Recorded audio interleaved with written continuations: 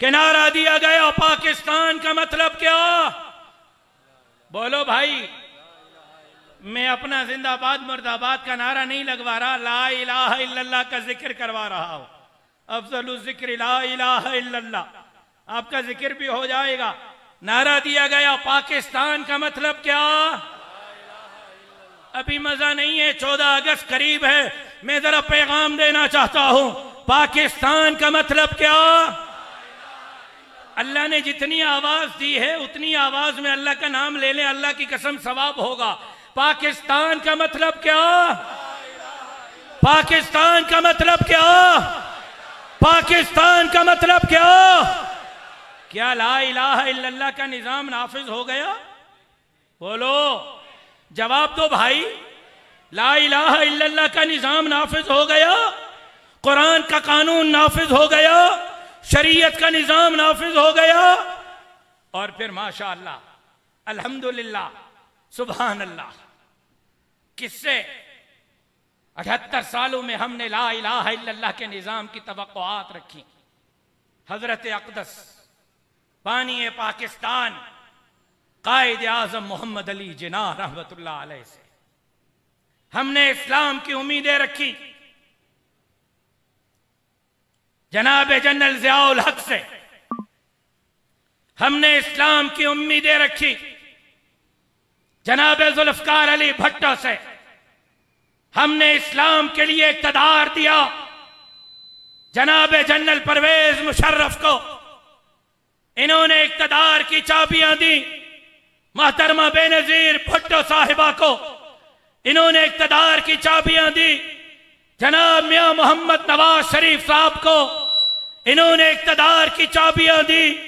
मेरे जनाब यूसुफ रजा कीलानी साहब को, और फिर माशा अल्लाह कुर्बान जाऊं खैबर पख्तूनख्वा के गैरतमंद ईमान के जज्बे से सरसार कौम पर जिन्होंने मदीने के रियासत की उम्मीदें रखी। इमरान अहमद खान न्याजी से जिन्होंने 1 करोड़ नौकरियों की उम्मीद रखी। इमरान अहमद खान न्याजी से तुम 80 साल और लगा लो, इनसे इस्लाम नहीं आएगा, कुरान का कानून नहीं आएगा, शरीयत का निज़ाम नहीं आएगा, लोगों को उनके हुकूक नहीं मिलेंगे। इस्लाम चाहते हो, क़यादत तब्दील करनी होगी। 78 साल जिन्होंने मुल्क का बेड़ा गर्क किया है, उस क़यादत को तब्दील करके इस मुल्क की क़यादत उलमा को और जमीयत उलमा को देनी होगी। इस मुल्क की तकदीर को जमीयत उलमा इस्लाम तब्दील करेगी इंशाअल्लाह। लेकिन मौलाना मुफ्ती महमूद आपको पसंद नहीं, मौलाना गुलाम गौस हज़ार भी आपको पसंद नहीं। उस दौर में हजरत बन्नौरी भी तो थे, उस दौर में हजरत मुफ्ती शफी रहमतुल्लाह अलैह भी तो थे, उनको क्यों आगे नहीं लाया गया? मौलाना फजलुर रहमान की शक्ल आपको पसंद नहीं, मुफ्ती मोहम्मद तकी उस्मानी साहब तो मौजूद हैं, मुफ्ती मुनीबुर रहमान तो मौजूद हैं। तुम इस्लाम नहीं चाहते, तुम आज भी अंग्रेज के गुलाम हो, तुम आज भी अमेरिका के गुलाम हो, और हम आज भी अंग्रेज के बेटों के खिलाफ कायद मिल्लत इस्लामी मौलाना फजलुर रहमान के क़यादत में जंग लड़ रहे हैं। आजादी की, इस्लाम की, खत्मे नबुव्वत की, दाढ़ी और पगड़ी की, मस्जिद और मिंबर और मेहराब की, और इंशाअल्लाह ये जंग लड़ते रहेंगे। नारे तकबीर, ताजदारे खत्मे नबुव्वत जमीयत उलमाए इस्लाम। मैंने एक जगह तकरीर की तो एक नौजवान खड़ा हुआ, मेरा ख्याल है कि नवाब शाह में था मैं, मुझे कहा मौलवी साहब जरा थोड़े से ठंडे हो जाओ। मैंने कहा क्या हुआ? भाई ये भाषण देना बंद करो, ये इस्लाम इस्लाम इस्लाम की बातें बंद करो, अजीब बातें करते हो, बेवकूफ बनाते हो। इस्लाम का निज़ाम, कुरान का कानून, शरीयत का निज़ाम, अल्लाह की धरती पर अल्लाह का निज़ाम, बेवकूफ मत बनाओ हमें। उसको दाढ़ी भी थी, नौजवान को पगड़ी भी थी, नहीं टोपी थी, टोपी सर पे और दाढ़ी, शायद उसकी रिकॉर्डिंग भी कहीं हो। बस करो, बहुत हो गया। बेवकूफ बनाते हो लोगों को। वो भी वोट की बात करते हैं, तुम भी वोट की बात करते हो। वो भी इक्तदार की बात करते हैं, तुम भी इक्तदार की बात करते हो। वो भी ऐवान वजीर आजम के तलबकार, तुम भी ऐवान वजीर आजम के तलबकार। वो भी ऐवान सदर के तलबकार, तुम भी ऐवान सदर के तलबकार। वो भी वजीर आला की कुर्सी को देखते हैं, तुम भी वजीर आला की कुर्सी को देखते हो। वो भी गवर्नर हाउस चाहते हैं, तुम भी गवर्नर हाउस चाहते हो। फर्क क्या? वही वोट, वही पार्लियामेंट, वही कुर्सी, वही इक्तदार। क्या फर्क है? मैंने कहा बहुत फर्क है। उसने कहा नहीं, कभी आपका नवाज शरीफ से इत्तेहाद, कभी आपका इत्तेहाद सरदारी से, कभी पीडीएम बनाते हो, कभी एमएमए बनाते हो, उनके साथ बैठते हो। आखिर वजह क्या है? मैंने कहा मेरे भाई, इसी आसिफ अली सरदारी के खिलाफ इलेक्शन लड़ता है, जमीयत का कारकुन लड़ता है। इसी बिलावल भुट्टो जरदारी के खिलाफ इलेक्शन लड़ता है, जमीयत का कारकुन लड़ता है। इसी मोहतरमा बेनजीर भुट्टो के खिलाफ इलेक्शन शहीद डॉक्टर खालिद महमूद सुमरो लड़ता है। इसी जुल्फकार अली भुट्टो के खिलाफ इलेक्शन मौलाना अली मोहम्मद हक्कानी, मौलाना मुफ्ती महमूद लड़ता है। इसी आपके इमरान अहमद खान न्याजी के खिलाफ इलेक्शन हमारे अकाबरीन लड़ते हैं। वोट के लिए हम मैदान में जाते हैं। आप जब वोट नहीं देते, उनको मुंतखब करके पार्लियामेंट में भेजते हैं, तो फिर हमें पार्लियामेंट के लिए, आइन के लिए, पाकिस्तान के लिए, अवाम के लिए, जमहूरियत के लिए फिर उनके साथ मीसाक करना पड़ता है। ये सवाल मुझसे मत करो कि आप असेंबली में जाने के बाद उनसे इत्तेहाद क्यों करते हैं। सवाल आपसे है कि मेरा मौलवी एबटाबाद में इलेक्शन लड़ता है, वो क्यों हारता है? अमेरिका का एजेंट, उनका पिट्ठू, उनका नुमाइंदा क्यों जीतता है? ये सवाल मुझसे नहीं, आपसे है। आप उनको हरवाएं, उलमा से असेंबलियां भर दें, हमें किसी के साथ बैठने की कोई जरूरत नहीं। कहा नहीं, इक्तदार वाली बात तो वही है, पार्लियामेंट वाली, जमहूरियत वाली बात तो वही है। मैंने कहा बहुत फर्क है। उसने कहा क्या फर्क है? मैंने कहा बहुत है। उसने कहा क्या है? मैंने कहा आप किस जमात के कारकुन हो? उसने कहा मैं मुस्लिम लीग का नुमाइंदा हूं। मैंने कहा अच्छा, ये जलसा भरा हुआ था, बड़ा इज्तिमा था। मैंने कहा दुआ करता हूं, या अल्लाह मेरा ये भाई नवाज शरीफ का दीवाना है, ये मरे तो क़यामत के दिन इसको नवाज शरीफ के साथ उठाना। कहते दिमाग खराब है, बद्दुआ दे रहे हो। मैंने कहा आपने कहा नवाज शरीफ का दीवाना हूं, दुआ करता हूं अल्लाह करेगा क़यामत के दिन आप मरियम नवाज के साथ उठोगे। कहते मौलवी साहब क्या हो गया, दिमाग खराब हो गया? मैंने कहा दुआ दे रहा हूं भाई, अल्लाह करेगा क़यामत के दिन शहबाज शरीफ साहब के साथ, हमजा शहबाज के साथ उठोगे। कहते हैं मौलवी साहब खुदा को मानो, ऐसे तो मत करो। मैंने कहा चलो आपको छोड़ता हूं, किसी पीपल्स पार्टी वाले के लिए दुआ करते हैं, अल्लाह करेगा मरेगा तो क़यामत के दिन उठेगा तो जरदारी के साथ उठेगा, आमीन कहेगा? कहा नहीं कहेगा। मैंने कहा किसी कौम परस्त को कहते हैं कि मरोगे तो क़यामत के दिन, हमारे यहाँ खैबर पख्तूनख्वा का बड़ा कौम परस्त आजकल, वो मेरा भाई असफंदियार वली साहब का बेटा एमल मेरा भाई, किसी कौम परस्त को कहते हैं कि भाई दुआ करते हैं अल्लाह करोगे यहां भी एमल के साथ हो, उठोगे तो क़यामत के दिन भी एमल के साथ तुम्हारा आशर होगा, आमीन कहेगा? मैं भाई गाली नहीं दे रहा, सवाल कर रहा हूं, कहेगा आमीन? किसी पीटीआई वाले को कहो दुआ करते हैं, यहां आपका लीडर और कायद अली अमीन गंडापुर है जो कहता है कि जी दहशतगर्द फलां लाए, फलां लाए, फलां लाए, फिर वही छुड़ाते हैं। अली अमीन को कहना चाहता हूं दहशतगर्द कौन लाए, कौन नहीं लाए, ये तो सवालिया निशान है। ये बात तो तय है, तुम्हें लाने वाले चोर दरवाजे वाले हैं, तुम अवाम के नुमाइंदे नहीं हो, जाली मैंडेट के नुमाइंदे हो। इंशाअल्लाह तुम्हारे बाप इमरान खान के इक़्तिदार का जनाजा भी जमीयत के जियालों ने पढ़ा था, खैबर पख्तूनख्वा में तुम्हारे इक़्तिदार का जनाजा भी मौलाना फजलुर रहमान के ये अबाबील पढ़ेंगे इंशाअल्लाह। तो पीटीआई के किसी कारकुन को कहो आपका कायद, आपका लीडर अली अमीन गंडापुर है, दुआ करते हैं कि अल्लाह करेगा क़यामत के दिन भी गंडापुर के साथ उठोगे, शहद की बोतल के साथ। आमीन कहेगा? बोलो भाई, बोलो भाई, जवाब दो। चलो मैं दुआ करता हूं, हाथ उठाता हूं।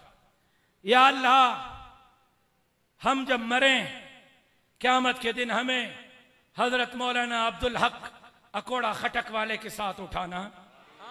या अल्लाह, हमें क़यामत के दिन हजरत मौलाना मुफ्ती महमूद के साथ उठाना, हजरत गुलाम गौस हजारवी के साथ उठाना। या अल्लाह, हमें क़यामत के दिन हजरत मुफ्ती किफायतुल्लाह मुहद्दिस देहलवी के साथ उठाना। चलो अब के जमाने की बात करता हूं। या अल्लाह, हमें यहां भी मौलाना के साथ रखना, जब मरे तो क़यामत के दिन भी मौलाना फजलुर रहमान के साथ उठाना। मैंने कहा ये फर्क है आपकी जमात में मेरी जमात में। कहा नहीं नहीं, अभी भी बात समझ में नहीं आई, मेरे सवाल का ये जवाब नहीं। इक़्तिदार, वोट, वोट की पर्ची, ऐवान सदर, ऐवान वजीर आजम। मैंने कहा चलो तुम वसीयत कर लो, लिख लो, मेरे हाथ में मुस्लिम लीग का झंडा है, मर जाऊं तो मेरे जनाजे पे मुस्लिम लीग का झंडा रखना।